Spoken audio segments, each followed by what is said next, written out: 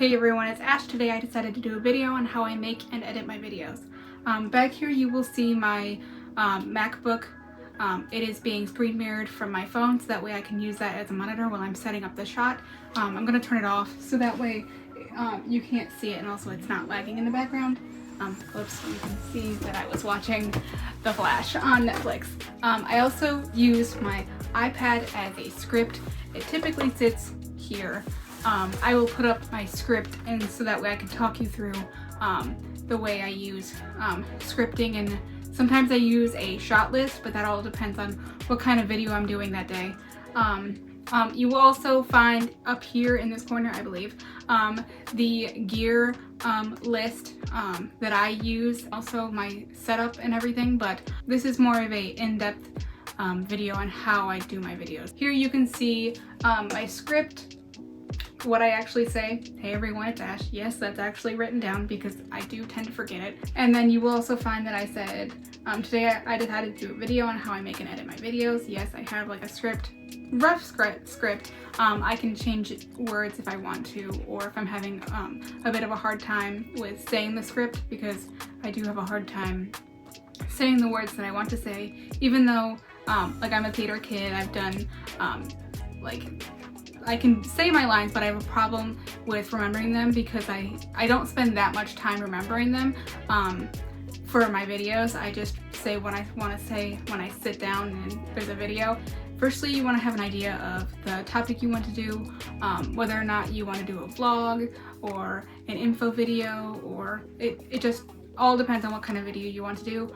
You want to research other people and what they're doing in this space that you want to do. So if you want to do a vlog on Disney, then you go look up Disney vlogs, and you don't steal their ideas and everything, but just look, see what they're doing and how you can make it your own. You want to have a rough script of what you want to say. You don't have to cement the words into your brain or anything, but you want to exactly know what you're trying to get across in the video. Sometimes I have a shot list that I'll put what my shot list looks like.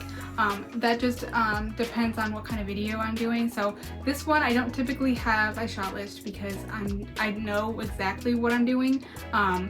For instance, the camera gear video that had a shot list. I'm not sure if I saved it, but I had a shot list of what I wanted to do, like B-roll and everything. I had sort of a rough idea of what I wanted. For the camera gear list, I ended up with 50 B-roll videos of the products that I used, but obviously I didn't use all of them. I think I ended up using 10 or 12.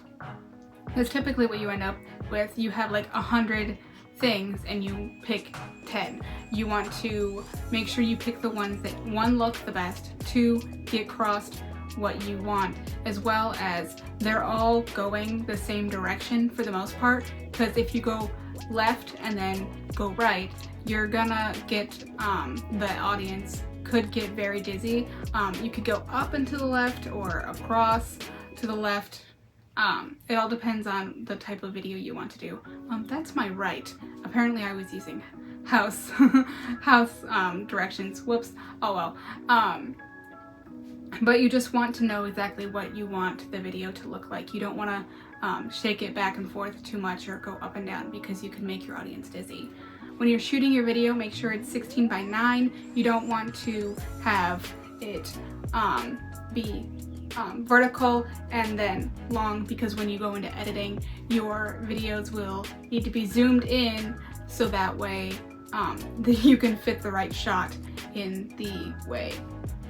Then you just start recording. You just press record and you start talking to the camera. You want to set up the shot the right way. So here I have a cleanish background.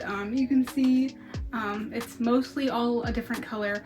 You want to make sure that your shirt and your outfit and everything is a different color than your background, so that way you set up a different shot. You want to have good lighting. My lighting is actually just natural lighting. I have a giant window right here in my RV that's shooting towards my face, so it lights up the background and my face. I have a small-ish door window right here that's also using as sort of like a rim shot, but not quite. This is all literally just natural lighting. I don't have any lights on at all. I could, if I needed to, turn on the ceiling lights, but I don't want a different cast on my face. Then firstly, I shoot action shots. Those will take the longest, typically running, or any video footage that if you're cutting your hair, for instance, you need long to short. You want to make sure there isn't some weird jump cuts or anything. Kind of like, from what I remember, in the 21 Pilots video in Car Radio, Tyler is shaving his head. Now at the end of the video, he has long hair again. You don't want some weird jump cuts.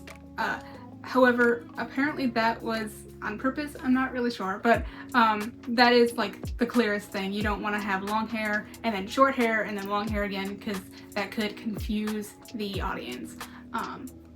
Most of the audience won't even notice, but there it is. And then I do B-roll because that typically does take a lot of camera storage, as well as that will take quite a bit of time. Well, at least for me, it takes quite a bit of time to get B-roll shots. I'm not really sure. And then I do medium shots, which is what you look like now, which is mostly chest up, as well as a little bit of space at the top so that way you're not cutting your head off, and the background. And then wide shots, which is like full body shots or far away shots, just anything wide.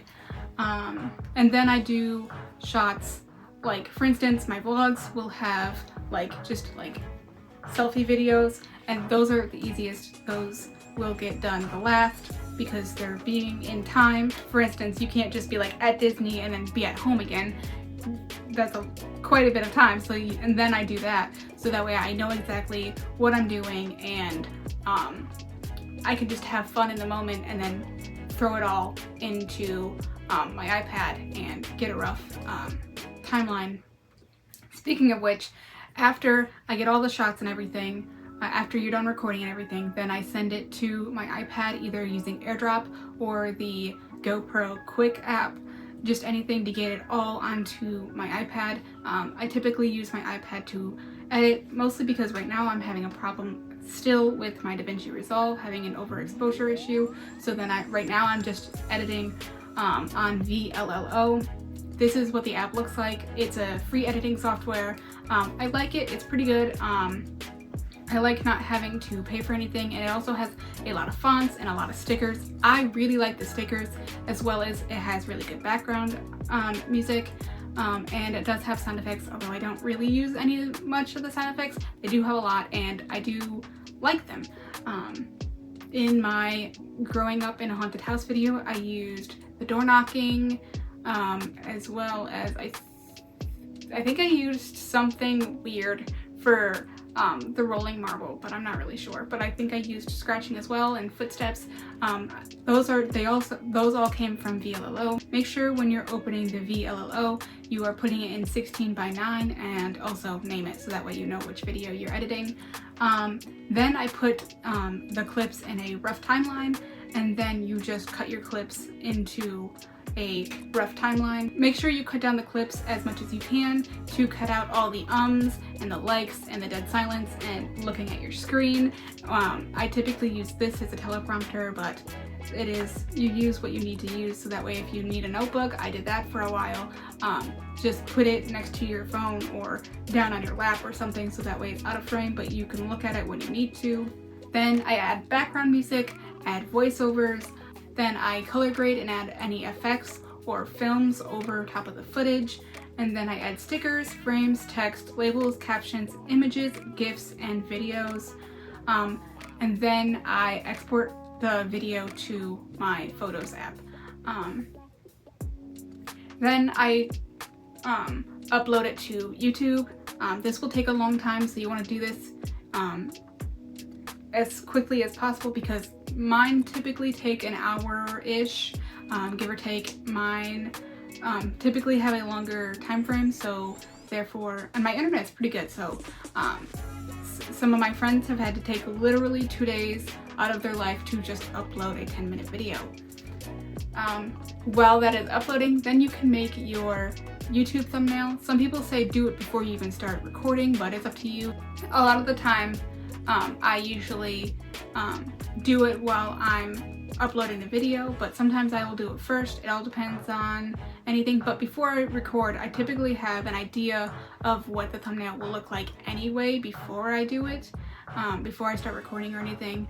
But I will typically have an idea for a thumbnail, but I won't start the thumbnail until I am uploading the video, because uploading the video will take a lot of time typically. I had this shot of my recording software of making just a random video, and then I added a white filter on top of it and bring down the opacity of the white so that way it was like grayed out. And then I added this picture.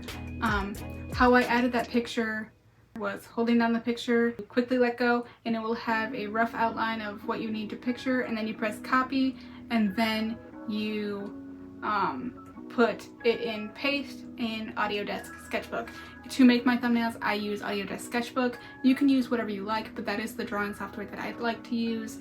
And then you just press paste, and then you move it to where you want it. Here I wanted it on the right hand side of the thumbnail, and then I added all of my text that I did. I handwrote most of them. I did them more time in noteworthy font, but the rest of them I just handwritten and then put a black border around all of the letters so that way it pops out more. I just handwritten that again. I typically use the, what is it called? I typically use the fountain pen to do handwriting.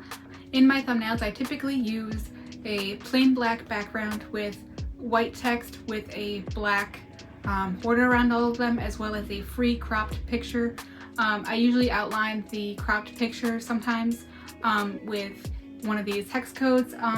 The hex codes that I use is FD0072, I think that is the neon pink, 0000FF, which is I think the purple, as well as B100FE is the blue, as well as plain white and black. After the video is completely uploaded to YouTube, as well as the SD, and HD versions of those, because you can't add a custom thumbnail until the video is completely uploaded and everything, then you add that as a custom thumbnail, because then it randomly adds a picture from the video as your thumbnail, and you don't want it mid-speak as your thumbnail, because then people have no idea what the heck the thumbnail is supposed to be. Then you add your tags. You use the most relevant video tags to your thumbnail as well as your video.